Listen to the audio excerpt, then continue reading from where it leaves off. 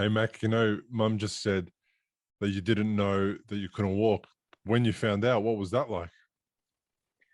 That was such a harsh learning experience because it wasn't so much that I didn't really think about like I couldn't walk. It was more like I remembered how easy it was to kind of even move or do stuff, but then I'd be like a lot of confusion as to essentially why things were so difficult. It was all learning and just like I was in a fairly delusional state too, where it was just like I kind of was expecting that I would just kind of get to leave the hospital too. Like once I got the tube out and everything, I remember Yeah. being ecstatic about that because I could finally talk. I didn't realize how much I wanted to talk after like a week or two, and everything I was saying was delusional and didn't make sense when I was just excited about it. This is the Recovery After Stroke podcast with Bill Gassiamis, helping you navigate recovery after stroke.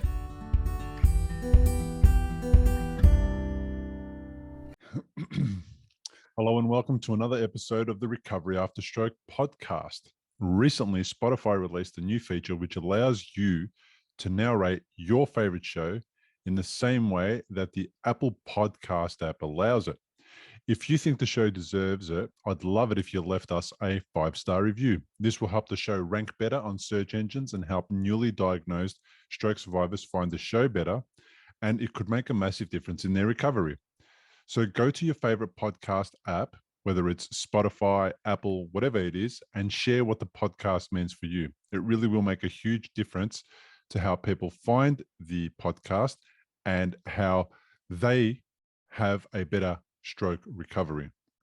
Now, this is episode 190, and my guests today are Mac and Colleen Brand, who I reached out to after seeing a photo that Colleen posted of the scar on the back of Mac's head, which she upgraded in the tradition of the ancient Japanese art of Kintsugi by painting it gold to enhance it and embrace its imperfections by highlighting it. Now, Mac was an EMT aged just 24 when he had an ischemic stroke that he caused by cracking his neck to relieve tension. Colleen and Mac Brand, welcome to the podcast. Yep. Thank you. Guys, thanks for reaching out and connecting. I have done a little bit of pre-reading of Mac's stuff, and I've seen the video, the unfixed media video. Tell me, Mac, a little bit about what happened to you. So, I think it was a long time ago. So not that long ago. It was 2018. I remember I got back I think I got back just from vacation, and I was sitting at home one day and I cracked my neck, which I guess which ended up causing me to have a stroke or something. Well, not something. It caused me to have a stroke. So then I walked to the hospital and I woke up a week or two later, intubated and with suffering the effects of the stroke, which was a cerebral brainstem stroke.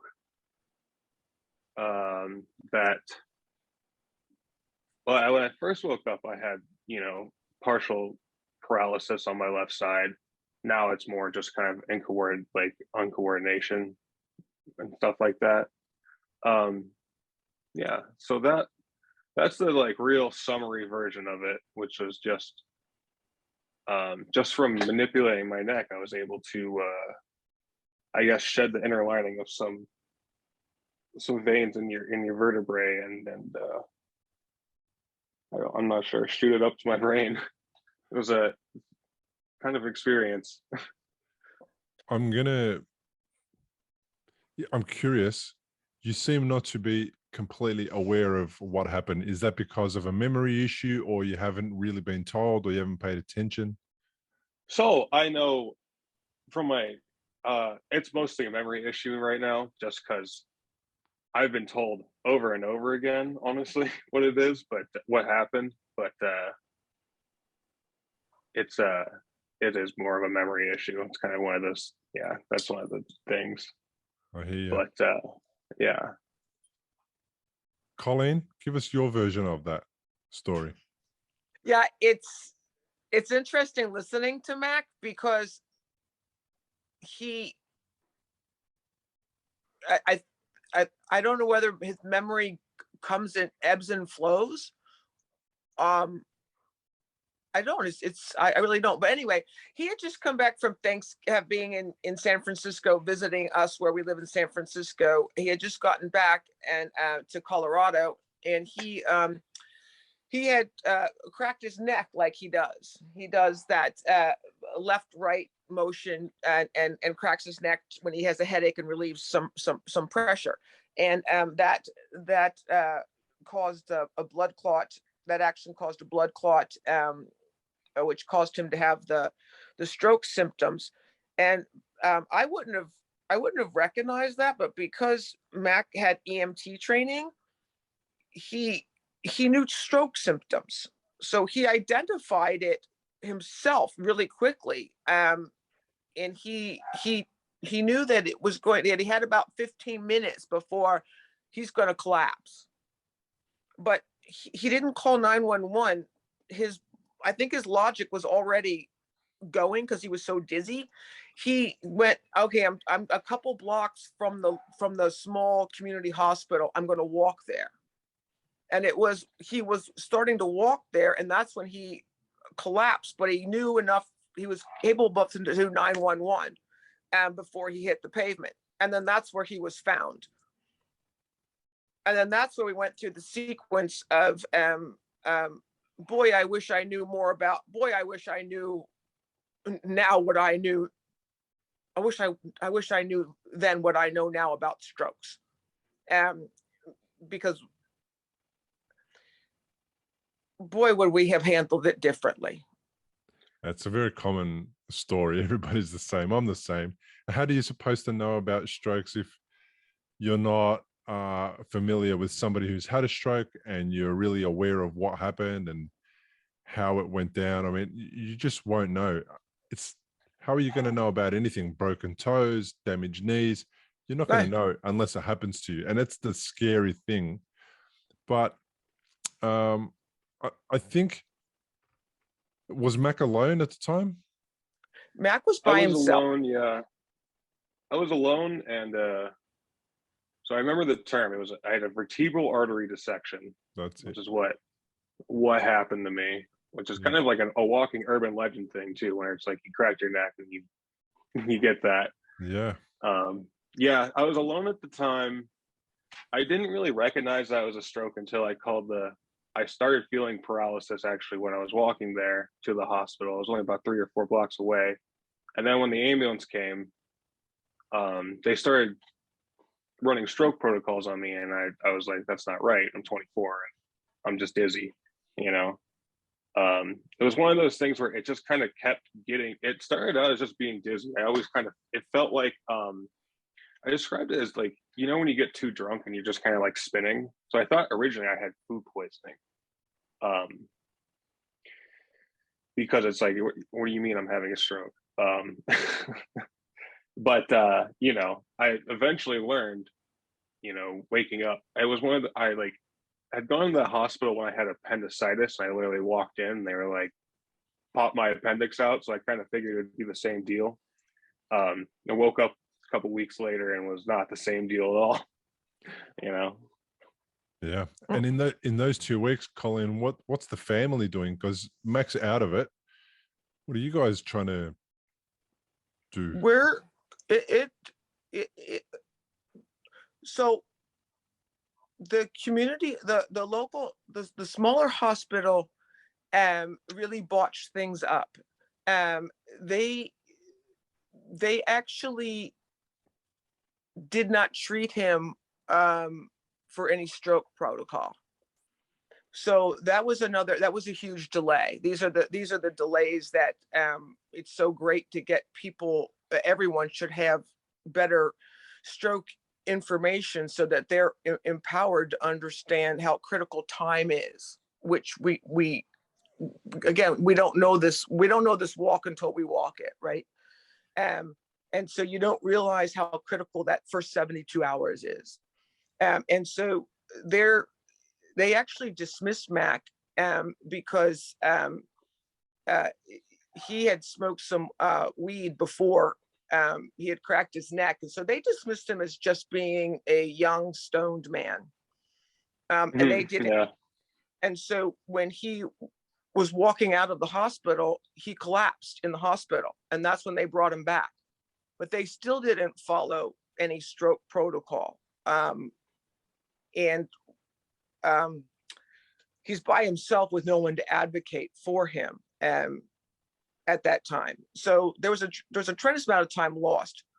Then they got him. They finally got him to the next level hospital, which didn't have any type of a stroke department or neurology department. That they brought in a neurologist who was a very unqualified individual, but he really wanted to hang on to Mac. He didn't want to take him over to the better hospital at Anschutz, which had a proper neurology department, which is what Mac was needing. He really wanted, I'm assuming it was for the revenue. He really wanted to, because it wasn't because of his abilities.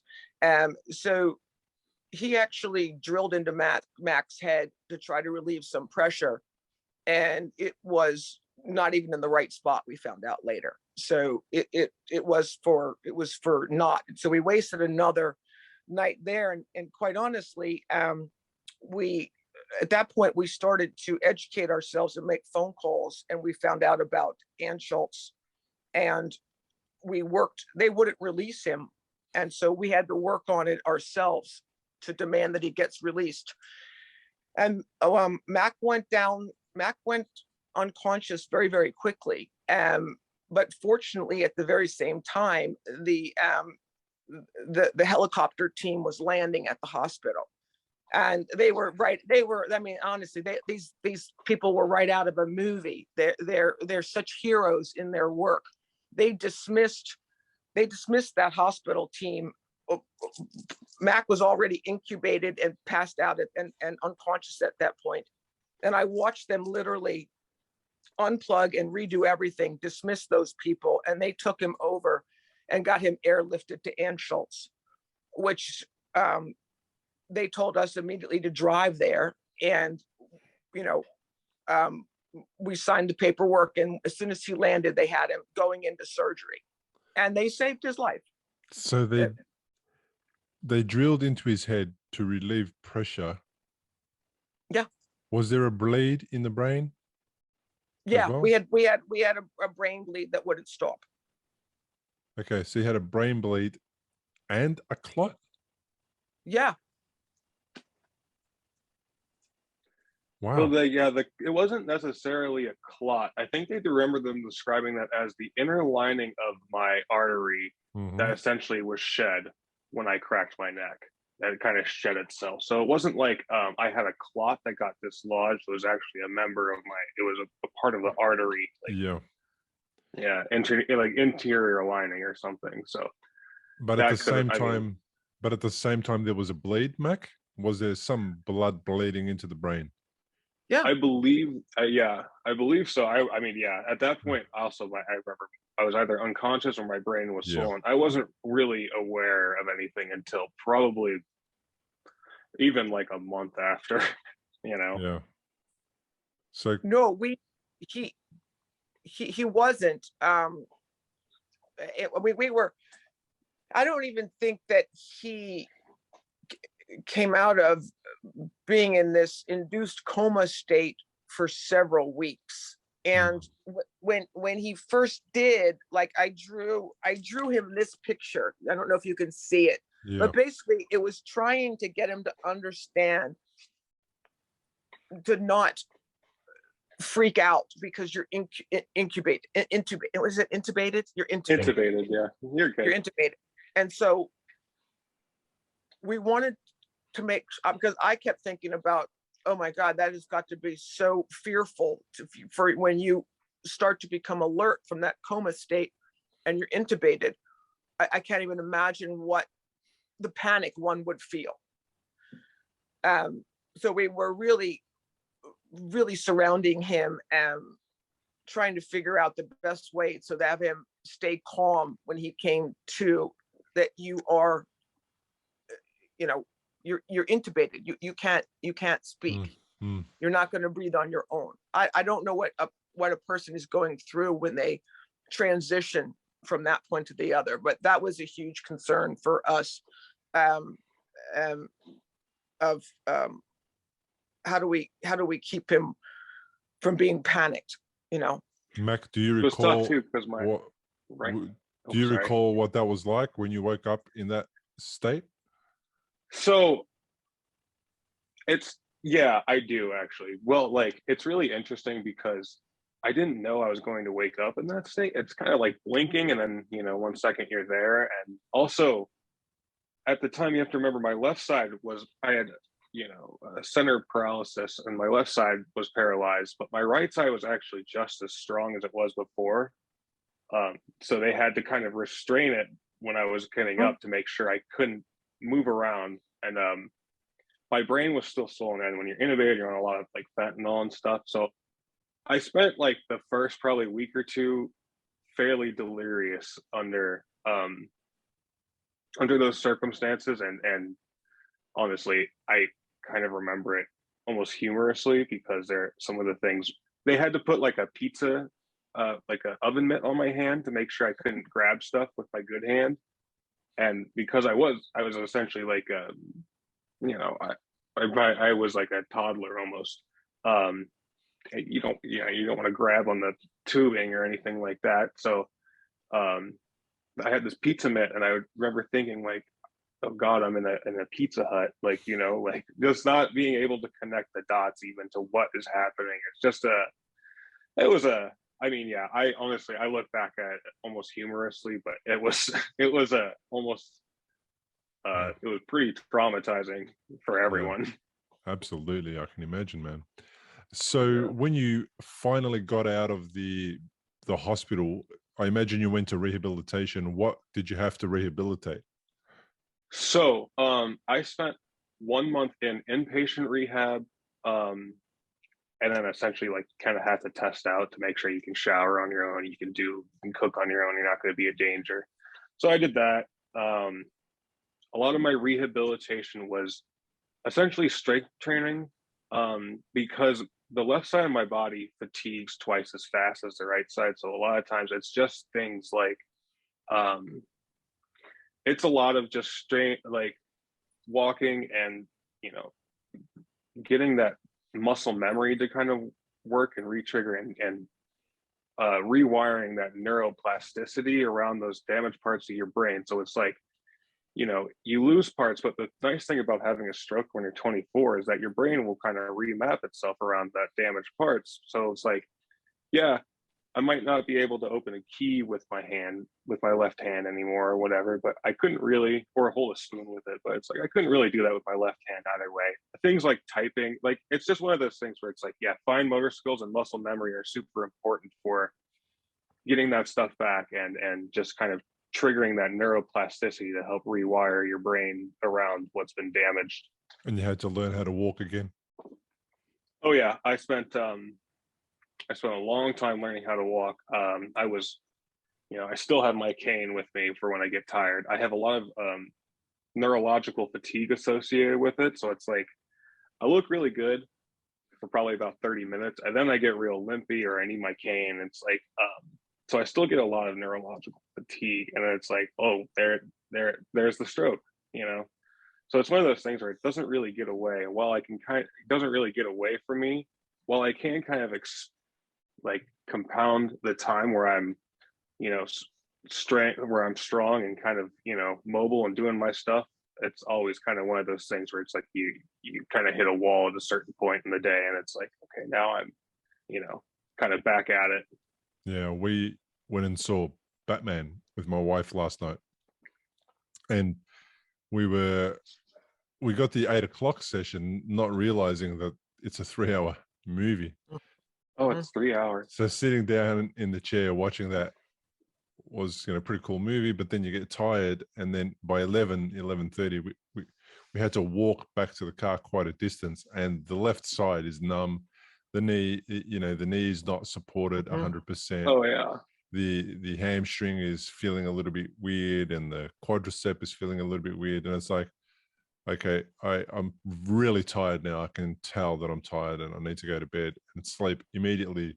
So I get what you're saying. It does take some time to get beyond the neurological fatigue where you feel like, oh no, I know I'm tired, but I can still sit through the movie, for example.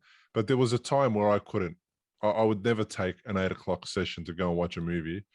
Oh yeah. Because I wouldn't be able to get through it, and then I would feel terrible the next day. Yeah, I'm kind of like right in that space. I feel like I've been doing really well with a lot of my like mobility exercises. I feel like have been really helpful with just kind of making me not feel like I'm, almost lopsided with my or whatever, with my strength.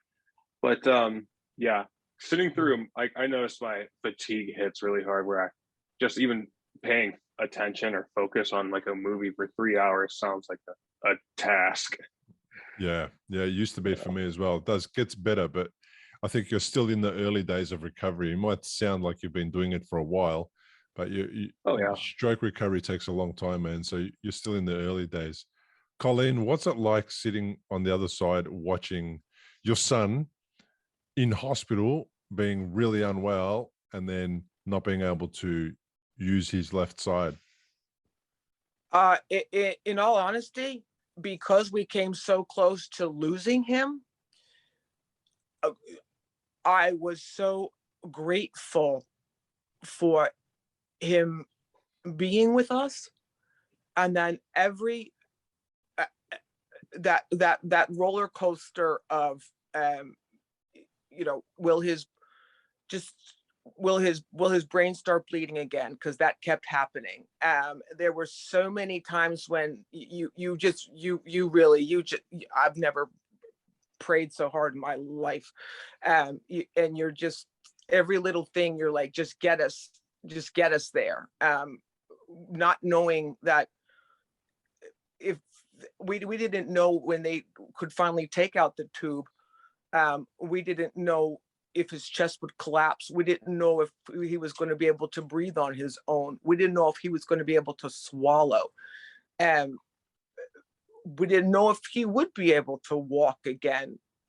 There's so many things you don't know. You really do take every moment of that you get to go forward. It feels like a miracle, and you're so grateful. I felt that we had incredible doctors. We had incredible care at Ann Schultz, and we are so thankful that Mac got those breaks to be able to swallow it and to not have to go through a tracheotomy. When they finally were able to have him start to even sit up, he didn't know he couldn't walk. There was a lot of things that he didn't know, and it was probably better he didn't know, because it's just so much you're going through, but yeah, it's to not lose him, to even just have the opportunity to get better, was all the miracle I could ask. And then everything else that we got afterwards was just an absolute gift. If you've had a stroke and you're in recovery, you'll know what a scary and confusing time it can be. You're likely to have a lot of questions going through your mind. Like, how long will it take to recover? Will I actually recover? What things should I avoid in case I make matters worse? Doctors will explain things, but obviously you've never had a stroke before. You probably don't know what questions to ask. If this is you, you may be missing out on doing things that could help speed up your recovery. If you're finding yourself in that situation, stop worrying and head to recoveryafterstroke.com, where you can download a guide that will help you. It's called 7 Questions to Ask Your Doctor About Your Stroke. These 7 questions are the ones Bill wished he'd asked when he was recovering from a stroke. They'll not only help you better understand your condition, they'll help you take a more active role in your recovery. Head to the website now, recoveryafterstroke.com, and download the guide. It's free. Hey, Mac, Mum just said that you didn't know that you couldn't walk. When you found out, what was that like? That was pretty, it was all such a harsh learning experience, because it wasn't so much that I didn't really think about I couldn't walk. It was more like I remembered how easy it was to kind of even move or do stuff, but then I'd be just a lot of confusion as to essentially why things were so difficult. But yeah, I remember it was all learning and just I was in a fairly delusional state too, where it was just I kind of was expecting that I would just kind of get to leave the hospital too. Once I got the tube out and everything, I remember being ecstatic about that, because I could finally talk. I didn't realize how much I wanted to talk after a week or two. And everything I was saying was delusional and didn't make sense, but I was just excited about it. But I was fully expecting to go home and be okay, but then I spent another month in inpatient rehab and stuff like that. And it was a slow, painful process to kind of reassess and be okay, but it was definitely helpful with me coming to reality.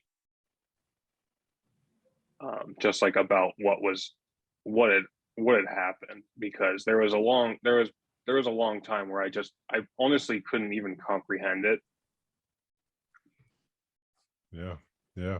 So yeah. You probably had a couple of reasons why you couldn't comprehend it. First, you were on medication. Second, you've had a stroke, so it's difficult sometimes to comprehend things.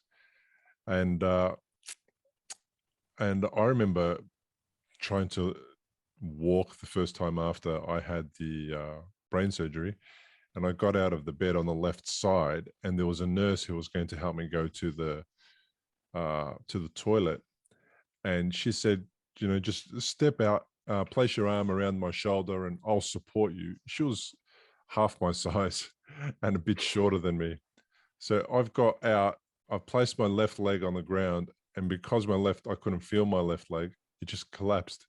So I'm out of brain surgery, a fresh scar on my head, literally just a few hours out of brain surgery. And then I went on my ass on the ground, screaming because I fell out of the bed and the nurse wasn't able to support my weight. That's when I found out I couldn't walk. And then it was, okay, get him back into bed and book him into rehabilitation, because they hadn't assessed me yet. They just assumed that I came out okay because I could move my toes and move my fingers, and it was pretty rough. So I know the feeling. I totally get it. Mum, he looks pretty cool. He looks okay. He looks pretty normal. Everything's okay. Is it sometimes difficult to connect the dots that he looks great, but he's not the same inside? His ability to do the things that he normally did is not there. It's not the same as it was. So is it hard to connect those dots sometimes? Do you look at him and go, but you look great? I don't, because I stayed with him in the hospital on that journey. Being able to experience it along with him, I knew we protected a lot of information from him, and moms know, we know. So I know all the differences um of Mac before and after. I do. And like, so like, even with his walking now, he has to walk at one pace. And I'm learning things all the time. We were out taking a walk the other day, and he was like, that's when I found out that, oh, you can only walk at one pace. He told me he can't go slower, he can't go faster, because that's the rhythm that he has taught himself to move. And so, okay, no problem. Now I know this piece of information, and so I adjust my behavior accordingly. It's a lot of eyes and ears and less mouth. Relearning how to interact with him. That's awesome. I mean, I Mm-hmm. remember going for a walk with my son in one of the local malls, and he's just taken off and he's left me behind. Mm-hmm. And he's not paying attention to me behind. Mm-hmm. And I said to him, "You got to come back." And he was like, "Oh, what happened?" I said, "I can't walk that fast anymore. I've got to walk slower." Right.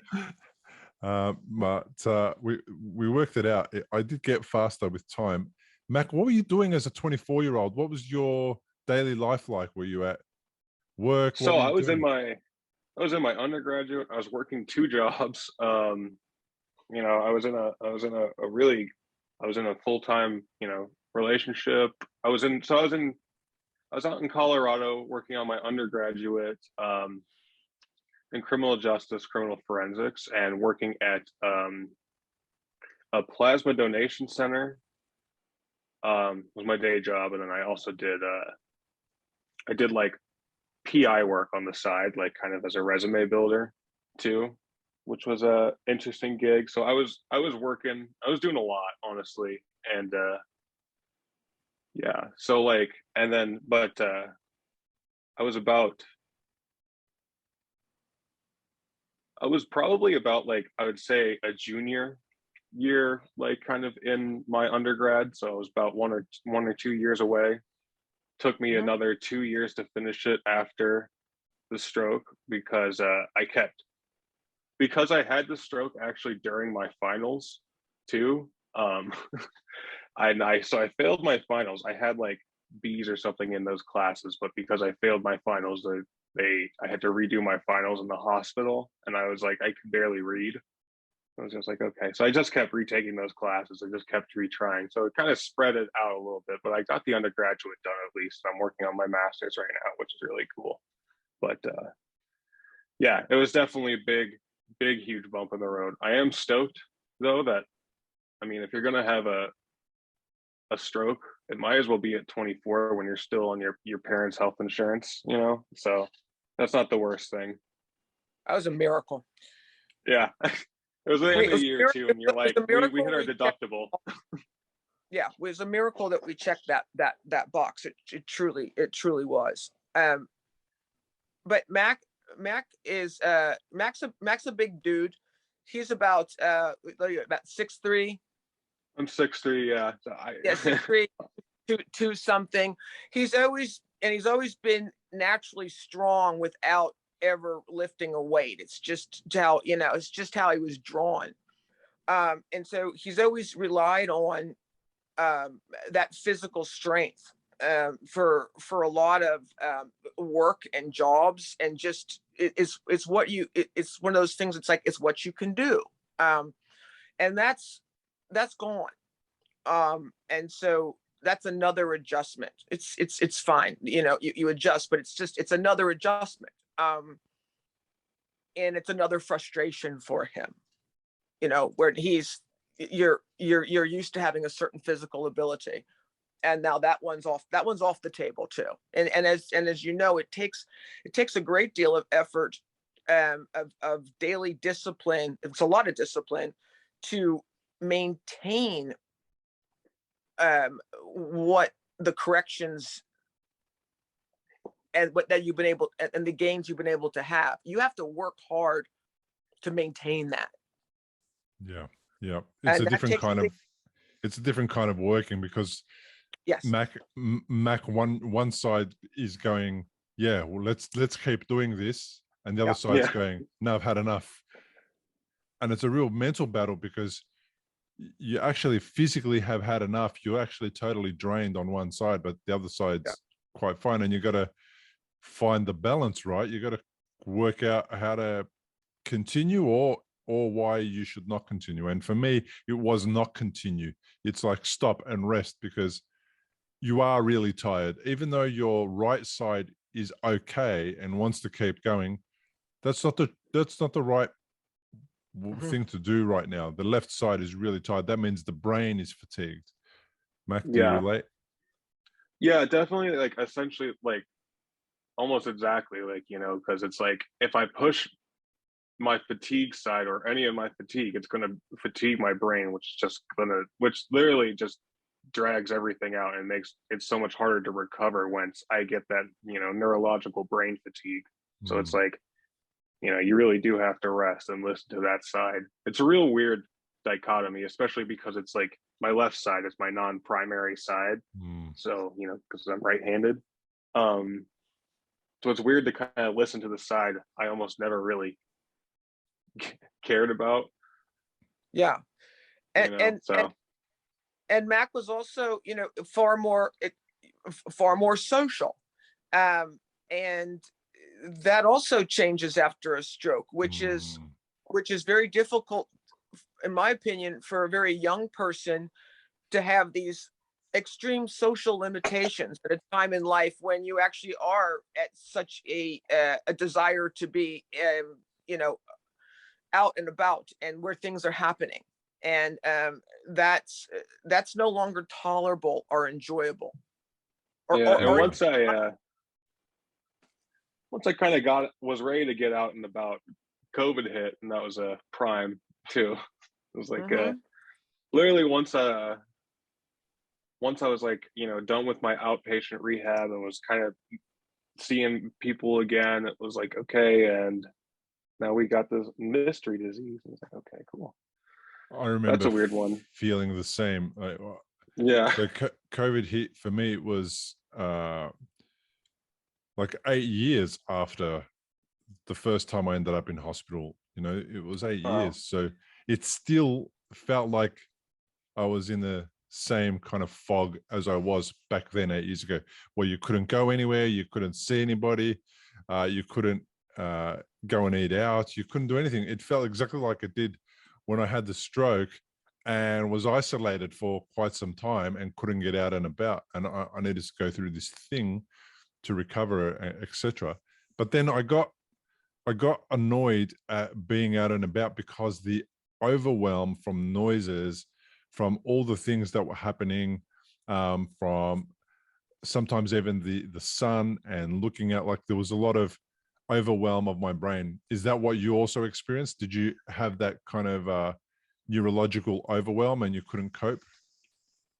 Yeah. I definitely, especially like before I learned, you know, skills like and learned more about myself, like with my memory and ways to help with just like essentially like scheduling and keeping track of things. Like I felt overwhelmed almost all the time. Like, you know, if I go outside and then I go be overwhelmed, and just by I remember the snow was a big deal because I lived in Colorado at the time too, because I wanted to be close to Anschutz, the doctors who perform the surgeries on me.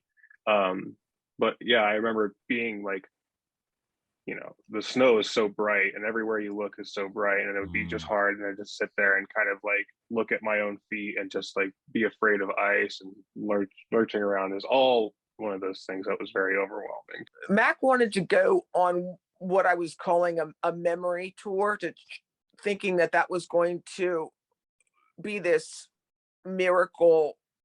As soon as he saw these places from his past, things would click, or people. And so we went to Michigan, where he had spent a lot of time as a child. So we had a summer place up there. And we went up there, and it was very disappointing for him because memories were not coming back. And then the same thing in San Francisco, where we had moved when he was 12. He lost his dad. His dad passed from a heart attack when he was 12. And so we moved from DC to San Francisco just for a change. And so he was hoping that going to these places would spark instantly a memory. And they didn't. And that was something that it took the wind out of his sails a little bit. And it may with other stroke victims as well, where you're thinking, oh, when I see these things that were in my past, it will click. And then it doesn't. And that to me is like another, there's a lot of things I feel people that have had experienced strokes have to say goodbye to. Yes. And I think that is something that needs to be understood and felt on their journey. Yeah, there's a lot of loss. There's a lot of grieving. Thank you. Yeah. Yeah. And people struggle with it because it's happening at the same time as their recovery, and the recovery is really difficult and really hard, and they're physically exhausted and they're emotionally exhausted, and then they're grieving this loss of their previous life or their previous limbs or whatever it is that they've lost, and they're trying to get it back, and it's really hard. Do you relate to that, Mac? Is grief something that you experienced? Oh yeah, absolutely. Because I thought it was kind of going to be easy, honestly, like, you know, like things would kind of click. And I had the story of my life down, but it was one of those things where it was like, I didn't really have the memories in my head where it was like, okay, like this is who I was. So I really did have, and you know, I can get back to this. It was one of those things where it was like, things are going to be different now forever. So when I kind of had to do that, I did go through I approached it as a typical grieving process. It's when you lose someone. So I essentially pretended, you know, this guy that I knew and, you know, basically loved that I wanted to be is no longer here. So, you know, you kind of have to bury it and be like, okay, this is new. Now I'm new. This is fine. So there was a big coming to terms, and it felt like a literal grieving process for my past self, you know. Yes. Which the 7 stages of grief are shock and denial, tick, pain and guilt, tick, anger and bargaining. If I just get this back, you know, it'll be okay. Depression, any of that stuff? Did you get? Yep. Oh yeah, I definitely went through all, like, you know, the whole rounds of it for sure. Definitely, I know I experienced generalized depression, especially like when you're, and a lot of generalized anxiety too, just kind of being that it was new. But yeah, a lot of depression with it being, you know, essentially saying goodbye to that person. And the fact that it wasn't going to be easy, you know, that was a hard thing. Was things are kind of, you know, when I had all my other surgeries, like, you know, easy, whatever, you know. And this was one of the things where I was like, this is never going to be easy, like, you know, ever. So that was a weird thing to come, you know. But what has it taught you about yourself? Oh, I mean, it taught me everything. It taught me, you know, it essentially it gave me a really fundamental understanding of life, with just that we assign meaning, we create meaning in our life.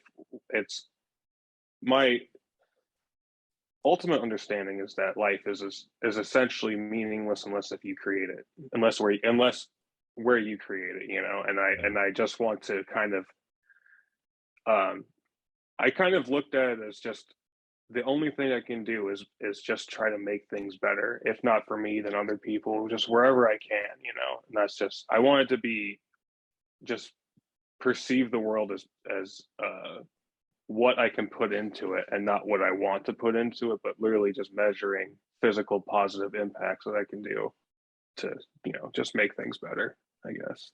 in the stages of grief, right? That's called the upward turn. What you just described. Yeah. That's stage 5, right? So you're heading up, and then the next stage is reconstruction and working through, and then the next stage is acceptance and hope. I mean, you can see you've gone through all of that, and you're at that upward turn, and now you're looking out for ways to support other people. You're reconstructing everything, your life. You've got back to studies, and now there's acceptance of that, and also you've got hope for the future, and you're looking forward as to how your life's going to turn out. Mum has done a pretty good job with you after losing your dad at the age of 12. Would you agree? Has she been a pretty good mum? Oh yeah, absolutely. I mean, like me, my brother, and my mom have been, the real unit for such a long time after the loss of our dad. And it's one of those things where it was like, that's either going to go. I mean, you're either going to learn from it and get through it, or it's going to destroy you. And hopefully, eventually, you learn from it. But at the end of the day, my mom has been someone who has been the most support, like in my life that I've known. It's like it's one of those things where it's like I don't think I could have gotten to where I am without that support. And honestly, like, it's like there was very frustrating times for me, and it's all very much a learning experience, and I'm sure it was frustrating for her too. But at the end of the day, it's that basis and understanding of unconditional love, that there is no condition that is going to remove that support, or that basis for support is important. Yeah. Colin, it sounds like you actually laid a really amazing foundation from that time when you lost your husband. It sounds like you laid a really amazing foundation, an example of how to get through really difficult and tough times. How hard was it to raise 2 kids on your own when your husband passed away? Oh, you mess up a lot. It's very, very difficult. I never planned on being a single parent. I think most people don't really don't go looking to be a single parent, but boy, it gave me a lot of empathy for you can't do it all, and you often end up doing your job and then parenting. You end up doing both not well. You just you're just as honest as possible, sadly, with kids that probably you'd like to not have to be that honest with them at those young ages. But basically you have to be that honest with them to survive, because we all have to push through it. So you've got to really put everything out on the table of, like, going. And fortunately, I had raised I had two stepsons, so I already knew what was coming down the path with teenagers. So I took that experience, and I was like, all that stuff that your older brothers did, you can't do that. Yeah, especially because she's going to be alone. I was like, no one's allowed to burn down the house. We have one house. If it goes, we're toast. You people understand? So there was a lot of that. Was what I mean by reality. I was like, y'all have to learn to clip coupons and get to the grocery store, do your laundry. Like they really stepped up to guess what? Y'all just had to grow up a little fast. So let's go, because they stepped up too. We did it together, is what I like to think. And it wasn't easy. It wasn't ideal for any of us. I mean, for God's sake, they're young boys. They've lost their father. A mom can't, at least this mom, I can't do all the jobs, so I can do the best I can, but I kept waiting for that Disney moment of this coach that was going to walk in the door, or this male figure that was going to happen. And I'm just like, nope, not coming. Okay. But whatever, there's a lot to be grateful for in there. Both he and his brother, they're they're really good humans. They're good people. They got it. Sounds like they came Yeah, from there's nothing good I would. stock. Yeah, Yeah, well, we try. they you know, they had the common sense to realize that yeah, we, you know, we can't do a bunch of stupid stuff because we just can't, you know. We can do marginally stupid, but we can't do extremely stupid. I reckon Mac probably achieved doing some stupid stuff though. I reckon you Of got course that. they, of course they do. Well, we were growing up in the city too. We were having a lot of fun. Yeah. Yeah. Brilliant. So now you've gone through that with your husband, and now you're going through this thing with your son, especially in the early days. Did you think you might lose him? Did you have that fear? Oh, you know, that was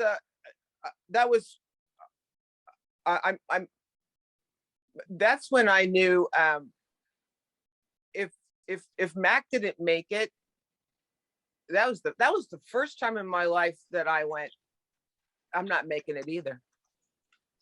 I've always been a person that was like, oh no, we're going to find a way. We're going to find a way. But that night I was like, yeah, not going to make it. That one's going to, I finally found what was going to chop me off at the knees. Wow. That would have been hard. Well, as you know, I'm glad we're not talking about it. I'm glad we're not talking about it, and we're talking about something else. And again, it gives you Yeah. incredible empathy for parents that have had that ultimate loss. Yeah. Your heart goes out to them at the deepest level. You guys seem like you're really well connected. You got a great relationship, but did it get shitty at some times after the stroke, after the recovery? Mac doesn't. He seems like he's a really nice guy, but did you lose it a few times, Mac? Were you terrible to be around? There was a lot, especially because in the stages, like when I was in the hospital and, you know, going through that grief and like going through like I wasn't in a place in my mind where I was as emotionally mature. Like I don't like to say I had the mind of a child, but I had the impulse control of a child. So there is like, you know, and like my emotions were almost very new to me too. Like, you know, like swallowing and eating were like, you know, at the same time. Like, so there are times where I was almost like a baby in bed, like, and I'm a 6'3" very grown man, you know, like, and you know, there's a lot of times where I'm sure I was a little bit you know, maybe frustrated or short, and that's a product of that's something I noticed with brain fatigue. When it happens faster, I tend to get a little bit more shorter, and it tends to be a little bit more of a problem with my increased anxiety and lack of like kind of control and just kind of like, you know, stuff like that. But yeah, I definitely it was all a learning experience. And it's all just like, you know, I'm sure I wasn't a peach in bed, but I remember, you know, in the hospital. But I do remember times when I was intubated. This is going to sound really strange, but when I was intubated, I had and I had the oven mitt on. I thought that I was going to be able to escape the hospital somehow. Even though because I thought I could walk. I thought my car was in the parking lot. I thought I could just drive away. So I was being really nice to the nurses, trying to, I guess, trick them and getting me to like leave the hospital. It's just totally strange thinking. So I would like pat them on the back and stuff when I was intubated, like to say thank you and things like that. It was very funny, but the nurses really liked me because I was very nice, but at the same time I was like, I'm going to escape with their help. Like, you smooth talker. Max, a very polite. Where I am a very fortunate person that I have another partner. His name's Alex. So I'm so fortunate to have had love twice. And he is also been a great stepfather to both Mac and Bo, and we're so fortunate to have him in our lives to help tremendously. So we're very lucky that we have him as well, which is it's a tremendous help, because that male influence is really needed. My voice is not always the best one to hear, and it's also, I'm a safe place for Mac to vent, and I want to be that safe place for him to vent, and that's a good thing, that if you're going to get upset at your situation or something, get upset with me, because I get it. I know where that's coming from. That's not personal. Yeah, that's a really good thing. That's such a good thing that you've got there, Colleen, because my wife, she copped a little bit of abuse, verbal abuse, because I was a mess and I didn't know what I was doing, and I was misbehaving. And at the same time, I couldn't explain myself because they could see me, but then I looked normal, but then I couldn't explain how I was feeling on the inside, and they didn't get it.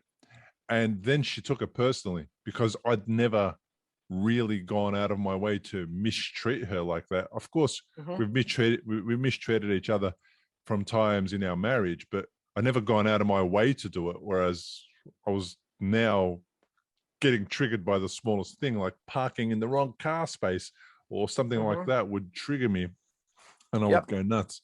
And she used to take it personally. And then to undo that for me was really, really difficult, because of course I appreciated her. She was my everything. Right. And I loved the fact that I was supported by her, but then I was also the guy giving her a real hard time. And then I was trying to undo the pain and suffering that I'd caused her, on top of all the other pain and suffering she's already going through. It was such a difficult time. I mean, the only thing I could do was try and get somebody to intervene for me. So I went to counseling, and I took her with me to counseling a few times, just so I could get somebody else to kind of explain things on my behalf, or to try and make her feel better about things. Yeah. Because I didn't know what I was doing. I could only begin to imagine how much frustration Mac had to be going through. And you've got to, I call it kick the dog. You've got to be able to kick the dog somewhere. And totally fine having it come towards me, because I know exactly what that is. And I know exactly where that's coming from. And you got to get that out. You can't, keeping that in is the worst thing you can do. You got to get it out. Recovery. Yeah. Yeah. You've got to let those explosions come out. You can't keep suppressing everything, for God's sake. Look at what you're going through. You are really like a baby relearning everything. And how many times does a baby cry? So I was very easy for me to put it in that category of, well, there's Mac it too. My God, that 2-year-old Mac was a nightmare. I mean, I can't tell you now, but then I could pick him up and leave, with him screaming. At 6'3", there's no chance picking him up. No, I can't pick him up. My time in the hospital was funny too, being a very big guy, and you just can't even really fit in the bed, and they'd have to bring the one bigger guy from upstairs to come and carry me around to the bathroom or whatever. Yeah. That's another logistical thing that you don't experience as well, people under 6 foot. Everything's kind of made for people under 6 foot, roughly. And then people above that, it's a bit harder. Yeah, that was interesting. But I'm so lucky that I did end up at Anschutz, the third hospital, because that was such a great place. Like, all the people there were so awesome. They were all just I mean, they were really like what you see out of a movie, you know, of a hospital movie, like All the good stuff. all the Yeah, well, good it's a stuff. teaching hospital, so they all look good too, and they're all young. I mean, So the doctor that saved him, Dr. Glove, he had just gotten to that hospital. He had been a Navy SEAL bomb diver gentleman that then went to neurology school and then, you know, became this great brain surgeon. I mean, just you had these people that were of the highest caliber in their skill set and in their moral character. They were incredibly uplifting to be around. Also, I can't say enough about how noble these people are. They're truly incredible heroes.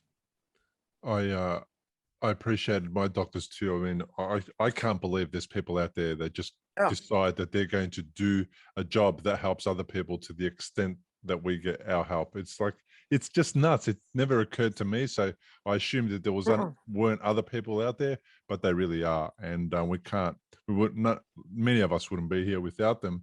You're really creative, Colleen. And I saw a post of yours on Instagram and I thought, oh my gosh, I need to speak to these people. I need to speak to you immediately and have you on the podcast. And it was the post where you've got a photo of Mac's head. Yeah. And it's the scar down the back of his head towards his neck, the middle of his head. And you've put the gold leaf on the back of that. Tell me a little bit about what inspired you to upgrade his scar to gold. Gosh, that is Mac, you have to look up what that is. I always forget what it's called. Kintsugi. Thank you. That is Kintsugi, which is, to me, that is perfect. I wish that that everybody that has a scar that wanted to have it embedded with gold, that we could do that, because that to me is perfectly explains these scars. I really like my scars, honestly. I think they're cool. Yeah, but that my to me, back of my head one's awesome. Everything. Yeah, that to me is everything, and that's your new journey. And you know, let it be filled with gold. Let it be the perfect imperfection that it is, and defining that new journey in such a beautiful way that it is repaired with these precious materials. And then I just thought that was the perfect metaphor for the scars that one has from these life-altering experiences. It really is the perfect metaphor. I saw that and exactly knew about, I know about Kintsugi. A lot of stroke survivors actually know about Kintsugi, but to see that done the way that you did it was just phenomenal. And hopefully what I can get from you is the photo so I can include it in the episode so I can show people what we're talking about. Mac, I love my scar as well. The problem is that it's disappearing and I can't brag about it. It's getting better and it's getting covered by hair, so you can barely see it. It's pretty cool. You'll tell me about how you like to show off your scar. I mean, I literally just cut all my hair off because I'm regrowing it.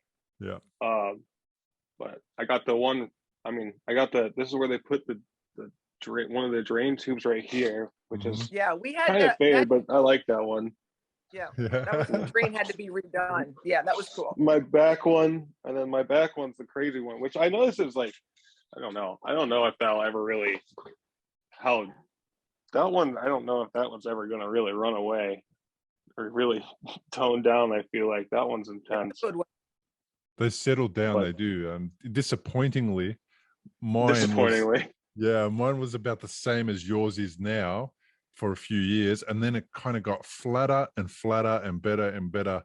And now other people can see it when I shave, because I usually keep my hair quite short as well, and other people see it and they can tell. But yeah, like I can't feel it anymore. It's gone. and it's a bit annoying because I kind of like feeling it. Like same, yeah. I was the same. I'm not sure what it is about it, but I was quite excited by the fact that it was visible and that I was never afraid for people to see it and wonder and ask me about it. It was all good. It was always funny too. These like are your battle wounds. These are your battle wounds. Other people like with the same scar will be like, "Hey, I got one too," and take off their hat and show me. It's always it's really funny. Like with that scar in particular, I feel like people are like, "Oh, I like that." Like it's a community. Yeah, I'm like, all right. Yeah, I agree with Colleen as well that it's our battle scars. It just shows our we've been through life. You know, that's what's happening to us. We're living it. We're experiencing life. Oh yeah. I'm about it. Yeah, and it's so great that I'm so grateful that we're getting to talk to you, because we do need to share these stories, and we do need to help people that have had strokes, how to, this community to move forward and to have more information and to share the stories, and then for people to understand prevention, and then if you have one, to be empowered with the knowledge of what to do, where you have to get to. Yeah, and that there's a brighter side. Think about it. Mac went through a hard time 4 years ago. Now it's getting better. We've turned the corner. We've done shock and denial. We've done pain and guilt. We've done anger and bargaining. We've done depression. And we might go back there from time to time as well. And that's okay too, right? And now we're at the upward turn, and reconstruction is happening, and acceptance and hope is coming, and it's happening. So this is what I love about the podcast is I get to share it was really shit at the beginning, and now look how we're moving forward, and we're overcoming stuff, problems, challenges. Mm-hmm. I know I wouldn't give it up for anything, honestly. Like I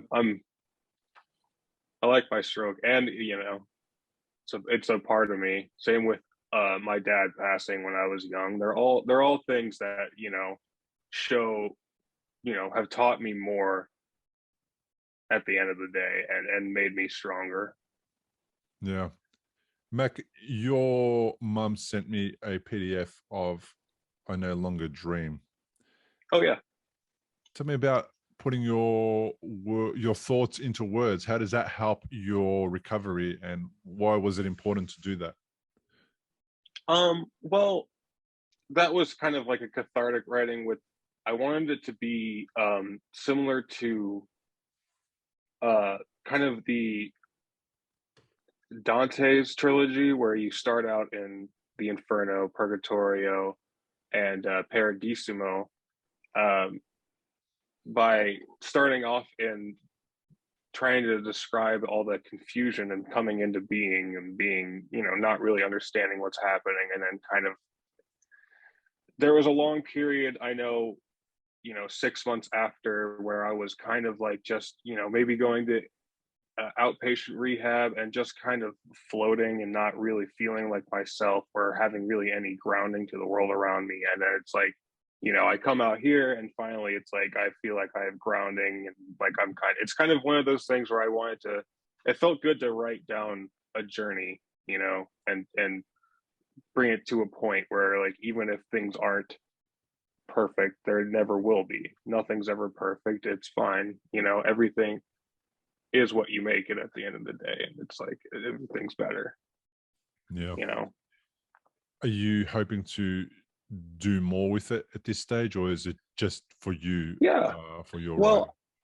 I have it sent to like an editor right now, so I have someone editing it. I just really maybe I'll send it out to see if someone will publish it or something. And if not, it's not the biggest. I might just make it a book and sit it on my shelf one day and look through it. I don't want to. I'm always kind of fearful that my plateau, so to speak, will end earlier, which I don't think it will, but it's kind of one of those fears in the back of my head. So I always want to have these things like writings and you know, art and stuff like that kind of remind me of those periods of my life, so I don't feel like if I do forget it ever, I can always go back and look at these things that I've done and be like, okay, this is where I was, you know, and this is what I was doing. So that's kind of where I'm at with it, where it's like, if it doesn't become something, that's fine. It's something to me, and that's all that matters. And if it does, and if it helps someone or someone finds value in it, that's fantastic too. Yeah, that's perfect.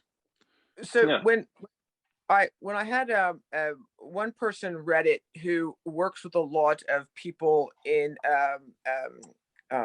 Walter Reed, and what she liked about it was that we really don't understand the perspective of someone that is in a state of intubation, and that they do have awareness, and what is that awareness?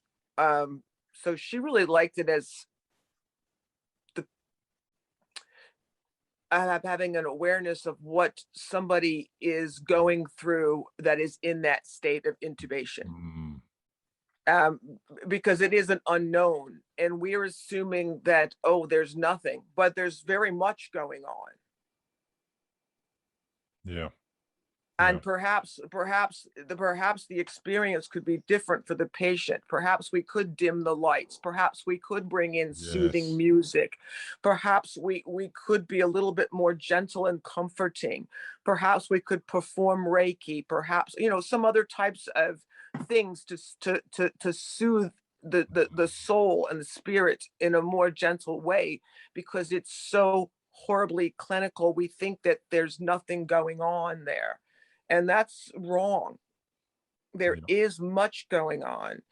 And I think that if some more holistic things could become in, or even an awareness of dimming the lights and what can be experienced, that was what she brought in. And I was like, that is lovely and very important. That does have value. I completely agree with you guys. Absolutely. Look, thank you so much for agreeing to be on the podcast when I reached out. Mac, thanks so much for sharing your story in the way that you have. You guys are doing great. You guys are doing an amazing job of, you know, getting back to life and recovering from trauma and from overcoming your pain and your suffering. And it's a great example. And I'm glad that we get to share that with other people and just give them a sense of how some other people like you guys are doing it. And then there's 180 or so other episodes where it's exactly that. That's what we've done. We've given examples of how other people have gone through their own recovery. And it's not all been pretty. You know, there's been shitty times and terrible times and hard times, but a lot of people are seeming to find the way through the fog and get better at living their life the way that they intended to live their life before stroke happened to them. So really appreciate you guys sharing your story. Thank you. Thank you so much for talking to us. Thank you. It's pleasure. Nice to not be alone. That's for sure. Yeah, by all means, you're definitely not alone, Mac. If you ever need to reach out, please feel free to. Instagram is full of people that are recovering from stroke. Hashtag stroke survivor is huge. There's so many amazing people there, and they're all willing to share. They're all willing to help others, which is bizarre, strange, and amazing to me all at the same time. So, and you guys fit the bill. You guys are exactly the same as them. You know, you want to connect with people, you want to feel less alone, and you want to share and help others. Man, well, I can't ask for more. From my guests on the podcast. That's exactly what I want to do. So thank you for helping me do that as well. Thank you so much. Appreciate you. Thanks for joining us on today's episode. I hope you enjoyed the conversation and got something positive from it. Please comment, like, and share. If you're watching on YouTube, click the like button, leave a comment, subscribe, tap the notification bell so that you can get notified of new episodes as they become available. And just let me know what you're thinking. I look forward to people's comments and I love responding to them. And it will also help each episode rank better. and therefore it'll make it easier for other stroke survivors to find the episodes, and maybe that will help them have a better stroke recovery. Thanks again. Importantly, we present many podcasts designed to give you an insight and understanding into the experiences of other individuals. Opinions and treatment protocols discussed during any podcast are the individual's own experience, and we do not necessarily share the same opinion, nor do we recommend any treatment protocol discussed. All content on this website and any linked blog, podcast, or video material controlled this website or content is created and produced for informational purposes only and is largely based on the personal experience of Bill Gassiamis. The content is intended to complement your medical treatment and support healing. It is not intended to be a substitute for professional medical advice and should not be relied on as health advice. The information is general and may not be suitable for your personal injuries, circumstances, or health objectives. Do not use our content as a standalone resource to diagnose, treat, cure, or prevent any disease for therapeutic purposes or as a substitute for the advice of a health professional. Never delay seeking advice or disregard the advice of a medical professional, your doctor, or your rehabilitation program based on our content. If you have any questions or concerns about your health or medical condition, please seek guidance from a doctor or other medical professional. If you are experiencing a health emergency or think you might be, call 000 if in Australia, or your local emergency number immediately for emergency assistance, or go to the nearest hospital emergency department. Medical information changes constantly. While we aim to provide current, quality information in our content, we do not provide any guarantees and assume no legal liability or responsibility for the accuracy, currency, or completeness of the content. If you choose to rely on any information within our content, you do so solely at your own risk. We are careful with links we provide. However, third-party links from our website are followed at your own risk, and we are not responsible for any information you find there.